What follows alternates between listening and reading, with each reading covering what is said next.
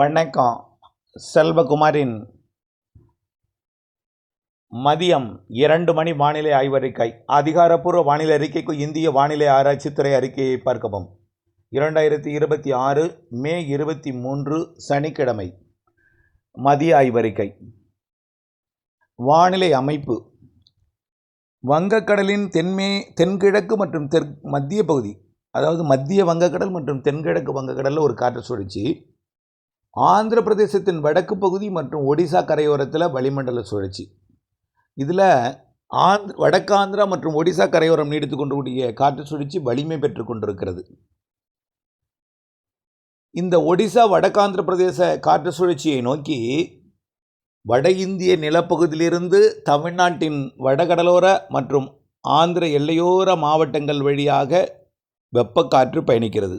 அதாவது மகாராஷ்டிரா, கர்நாடகா, ஆந்திர பிரதேசம் வழியாக வரக்கூடிய காற்று தமிழ்நாட்டின் ஆந்திர எல்லையோர மாவட்டங்கள் வழியாக வடகடல் ஓரம் சென்னை, திருவள்ளூர், செங்கல்பட்டு வழியாக விழுப்புரம் வழியாக கடலில் இறங்கி வங்கக்கடலில் இறங்கி ஒடிசா நோக்கி பயணிக்கிறது. ஒடிசாவிற்கு அப்பால் கடலில் பயணிக்கிறது.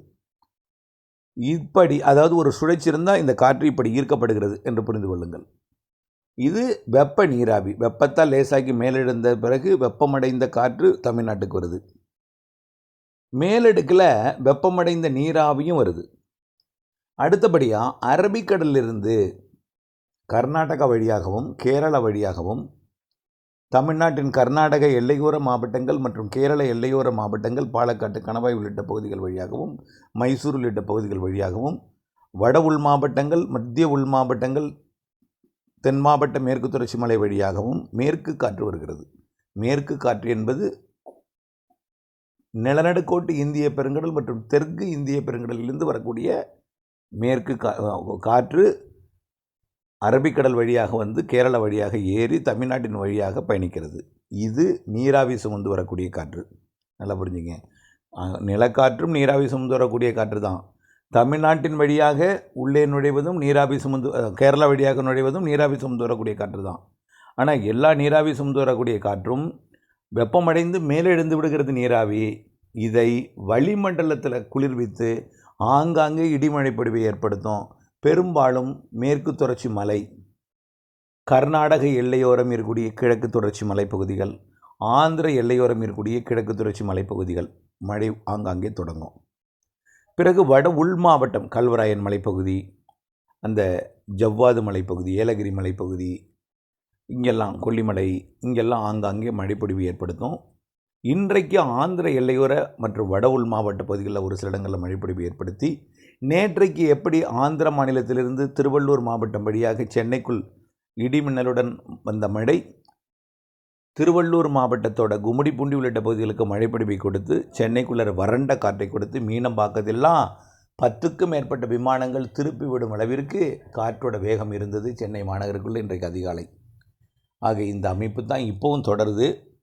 இது நள்ளிரவு, அதாவது கர்நாடகாவிலிருந்து வருவதும் மும்பை உள்ளிட்ட மகாராஷ்டிரா பகுதியிலிருந்து வரக்கூடிய வெப்பத்தால் லேசாகி மேலெடுந்து வரக்கூடிய காற்று அங்கே புறப்படுறது எப்போ வருது?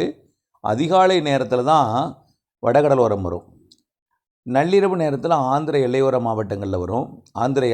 தெற்காந்திராவில் வரும். நள்ளிரவு அதிகாலை நேரத்தில், பொழுது விடியும் நேரத்தில் வடகடலோரம் வந்ததுனால தான் இந்த மழை திடீரென்று கிழக்கு காற்று சந்திப்பு ஏற்படுத்தி, கடலிலிருந்து வரக்கூடிய கடற்காற்று சந்திப்பு ஏற்படுத்தி குளிர்வித்து மழைப்பொழிவு ஏற்படுத்தியது. இன்றைக்கு மரங்களால் மழைப்பொழிவு தொடங்கி, இப்போ திருப்பதி, ஆந்திர பகுதியில் இருக்கக்கூடிய கிழக்கு தொடர்ச்சி மலைப்பகுதியெல்லாம் மழைப்பொழிவை தொடங்கி அப்படியே வடகடலோரம் நெருங்கும். ஆனால் வடகடலோரம் வராது, இருக்கும். ஒரு சில இடங்களில் நேற்று போல் இருக்கும். நாளை ஞாயிற்றுக்கிழமை மேற்கு தொடர்ச்சி மலையிலேயே தொடங்கி தென் மாவட்டங்களில் மலைப்பகுதிகளில், அதாவது இந்த சிறுமலை, கொடைக்கானல் மலை, அப்புறம் அப்படியே ஆங்காங்கே உள் மாவட்டங்கள்லையும் அது பரவலாகி தெற்கு காற்று நுழையும். தெற்கு காற்று என்பது மன்னார் வளைகுடா வழியாக தென்கடலோரம் வழியாக உள்ளே நுழைகிற காற்று குளிர்வித்து, டெல்டாவின் தெற்கு பகுதி வழியாக வரக்கூடிய காற்றும் குளிர்வித்து எதிர்த்து இந்த மேலெழுந்து வரக்கூடிய நீராவியை குளிர்வித்து மழைப்பொழிவு ஏற்படுத்தும். ஆங்காங்கே நாளை ஞாயிற்றுக்கிழமை மதிய, மாலை, இரவு ஆங்காங்கே அதே போல் கர்நாடக எல்லையோர, ஆந்திர எல்லையோரம் பகுதிகளிலையும் வட உள் மாவட்ட பகுதிகளிலையும் தொடங்கி நாளை இரவு திங்கட்கிழமை அதிகாலை சென்னை, திருவள்ளூர், செங்கல்பட்டு, விழுப்புரம், கடலூர், புதுச்சேரி வரைக்கும் டெல்டாவின் கடலோரத்துக்கு கூட கொடுக்கலாம்.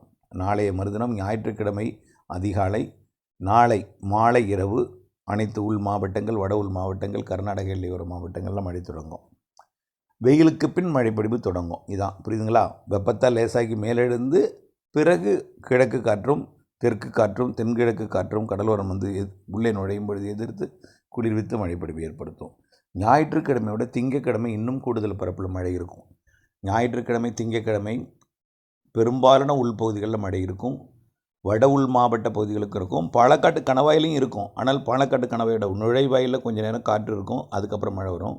ஆனால் கண்டிப்பாக கோயம்புத்தூர் வடக்கு, திருப்பூர் வடக்கு, கோயம்புத்தூர் தெற்கு மற்றும் திருப்பூர் தெற்கு இந்த கணவாய் பகுதிகளில் குறைவான பரப்பில் இருக்கும். ஆனால் மழை அங்கங்கே இருக்கும். ஞாயிறும் திங்களும் நீலகிரி, ஈரோடு, கரூர் மாவட்டத்தின் பகுதிகள், அப்படி நாமக்கல், கிருஷ்ணகிரி, தருமபுரி, அப்படியே சென்னை வரைக்கும் திருப்பத்தூர், வேலூர், ராணிப்பேட்டை, திருவண்ணாமலை, கள்ளக்குறிச்சி, விழுப்புரம், புதுச்சேரி, சென்னை, திருவள்ளூர், காஞ்சிபுரம், செங்கல்பட்டு, பெரம்பலூர், அரியலூர், மயிலாடுதுறை, தஞ்சாவூர், திருவாரூர், நாகப்பட்டினத்துக்கும் வரும். ஆனால் நாகப்பட்டினம் மாவட்டம் வேதாரண்யம் மற்றும் திருவாரூர் மாவட்டம் முத்துப்பேட்டை பகுதியில் தெற்கிலிருந்து வரக்கூடிய காற்று வடக்கு நோக்கி தள்ளி காற்று குவிதலை கடலூர் மாவட்டங்களையும், மயிலாடுதுறை மாவட்டத்திலையும், புதுச்சேரி, கள்ளக்குறிச்சி போன்ற மாவட்டங்களில் குவிக்கும். அதேபோல் புதுச்சேரி, விழுப்புரம் மாவட்டங்கள் நுழையக்கூடிய காற்று சென்னைக்கு அப்பால் போய் குவிக்கும். எல்லாமே கடலோரத்தில் இறுதியில் வந்து மழை பொழிவை தரும். இப்போது சனி கொஞ்சம், ஞாயிறு, திங்கள், செவ்வாய் நல்ல மழை இருக்குது எல்லா மாவட்டங்களும்.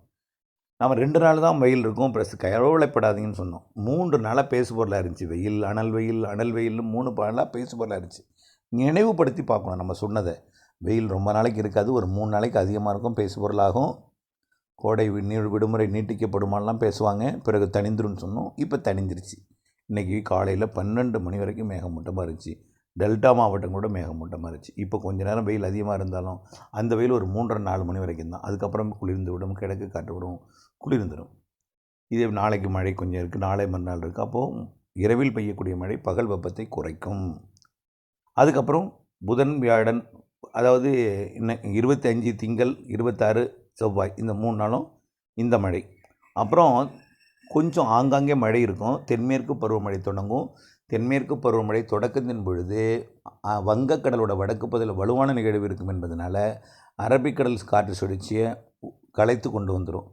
இருந்தாலும் அது இமயமலை நோக்கி நகர்ந்த பிறகு அரபிக்கடலில் 1ஆம் தேதி, 2ஆம் தேதி, 3ஆம் தேதி, 31, 1, 2, 3ஆம் தேதி வலுவான நிகழ்வு உருவாகி வலுவான மழை பொழிவை கேரளாவுக்கு கொடுக்க போகுது. 27, 28 ஒரு சிஸ்டம் உருவாகி தென்மேற்கு பருவமழை தொடக்கணும். அது நீடிக்காது, தொடங்கிடும் மழை. தொடங்கி தீவிரம் என்பது 31, 1, 2, 3, 4, 5 தீவிரமாக இருக்கும். நல்ல மழை தரும். ஆனால் அங்கே மழை பெஞ்சாலும் தமிழ்நாட்டில் மேற்கிலிருந்து வரக்கூடிய வெப்பத்தால் லேசாகி மேலெழுந்து வந்து கிழக்கு காற்றை எதிர்த்து இங்கேயும் வெப்பச்சலன இடிமழை பொழிவு தமிழ்நாட்டில் முதல் வாரத்தில் மாலை, இரவு, நள்ளிரவு, அதிகாலையில் மழைப்பொழிவை கொடுக்கும். நான் வந்து எல்லா மாவட்டங்களுக்கும் உறுதிப்படுத்தலாம். தென்மேற்கு பருவமழையை மட்டும் கேரளாவுக்கு உறுதிப்படுத்தலாம், மேற்கு தொடர்ச்சி மலைக்கு உறுதிப்படுத்தலாம். வெப்பச்சலன மழை என்பது தென்மேற்கு பருவமழை காலத்தில் ஒதுக்கி தான் பெய்யும். இதில் குறிப்பாக வேதாரண்யம் பகுதிக்கு, ராமேஸ்வரம் பகுதிக்கு, இந்த ராதாபுரம் பகுதி, ராமநாதபுரம் தெற்கு கடலோர பகுதிகளுக்கு காற்று தொடங்கிடும். அதுக்கப்புறம் வந்து அங்கே கயத்தாரெலாம் கொஞ்சம் காற்று ஆரம்பிச்சிடும். பாலக்காடு கணவாய் காற்று ஆரம்பிச்சிடும். அதுக்கப்புறம் மழையும் வரும். வளிமண்டல சுழற்சி வரும்போது மழை வரும். மழையும் இருக்குது, கோடை மழையும் இருக்குது. தென்மேற்கு பருவமழை தொடங்கியதும் வெப்பச்சலன இடிமழை பொழிவு தமிழ்நாட்டில் கொஞ்சம் பரவலாகவே இருக்கும், ஒதுக்கி இருக்கும். தொடர்ந்து வானிலை அப்டேட்ஸோடு இணைந்திருங்கள். வானிலையிலிருந்து விவசாயம் செய்திருங்கள். நன்றி. டெல்டா மாவட்டங்களுக்கும் மழை உண்டு. தெற்கு காற்றோட வேகம் கொஞ்சம் குறையும், பார்க்கலாம். ஞாயிறு, திங்கள், செவ்வாயில் ஒரு நாளாவது மழைப்பொழிவு டெல்டாவில் கொஞ்சம் பரவலாக பெய்ய வாய்ப்பு இருக்குது. நன்றி.